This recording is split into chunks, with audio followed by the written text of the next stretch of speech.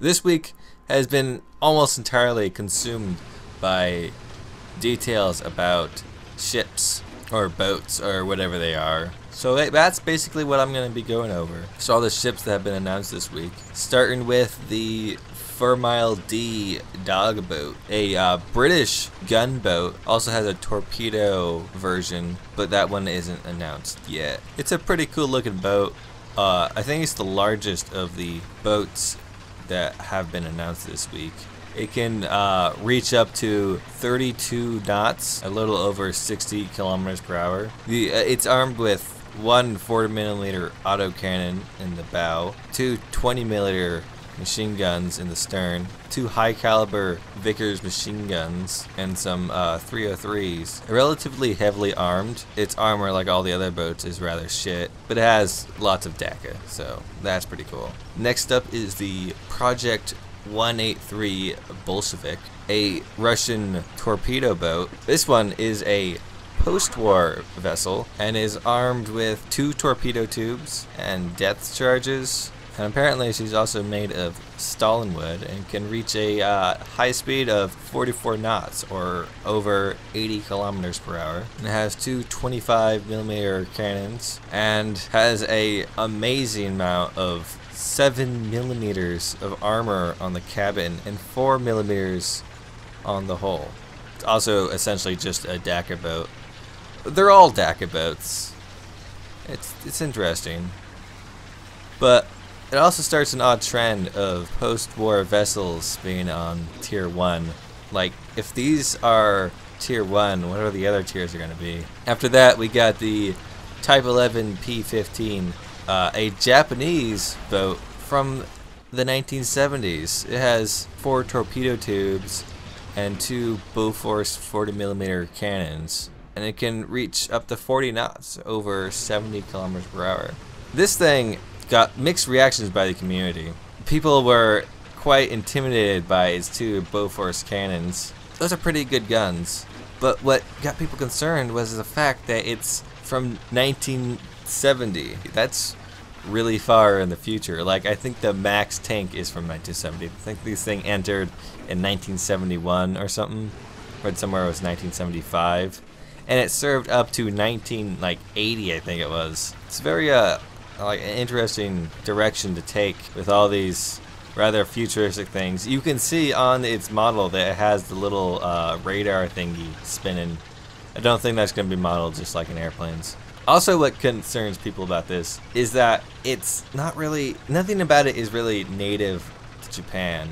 I believe it was made in Japan, but I think it's designed in Western countries. The Bofors, they're British guns. It's not really Japanese. I'm sure it's still honorable, so.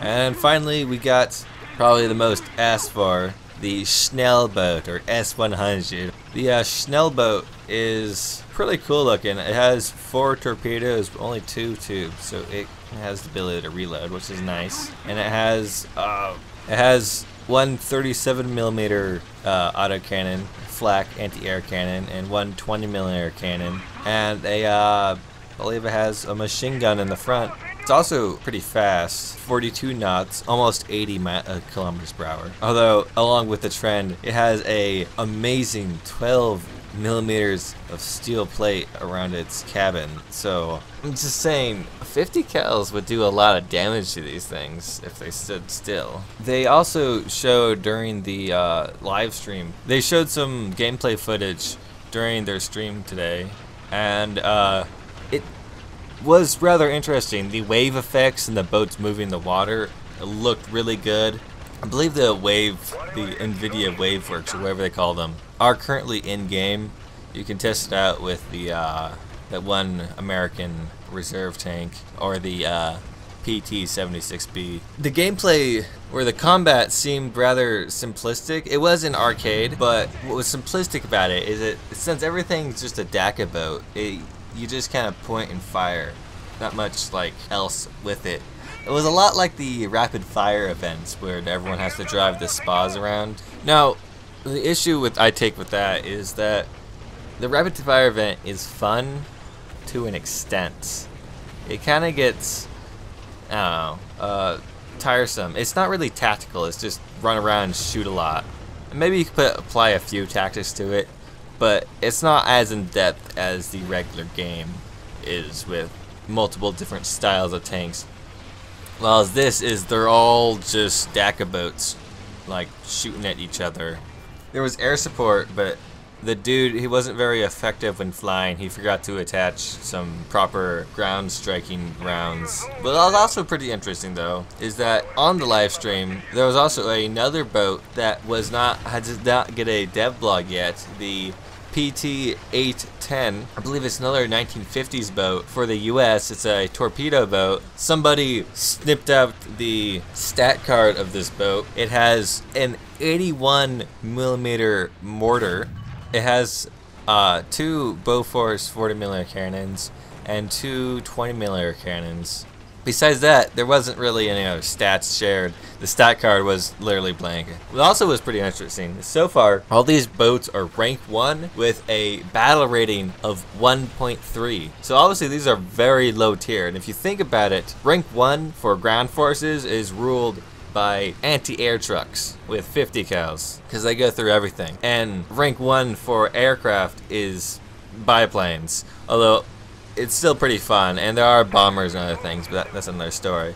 So thinking of that, ground forces, you start with an AA truck and end up with ATGM, so there's quite a lot of stuff to be put into the center. Same with air forces, you start with biplanes and end with Cold War jets, though none of the jets go up to 1975. I'm hoping that they don't decide to just throw all 5 ranks of gunboats and whatnot, because it'll get dull pretty fast. But I don't know, we'll have to wait till the future. Also, the map they chose probably wasn't the best of maps. It was more open ocean. It was an Arctic map. Also, I've been hearing rumors that they have decided to go with large boats and whatnot, though it's unsourceable rumors.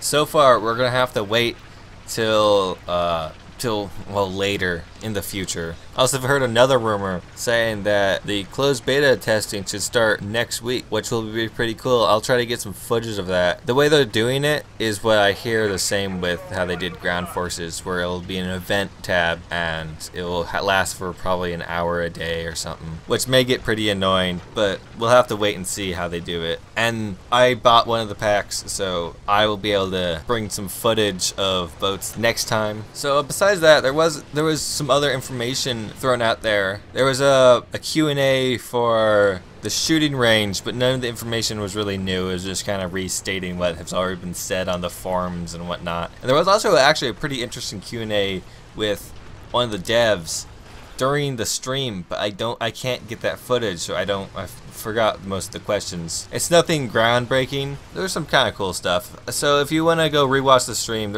I would suggest doing that.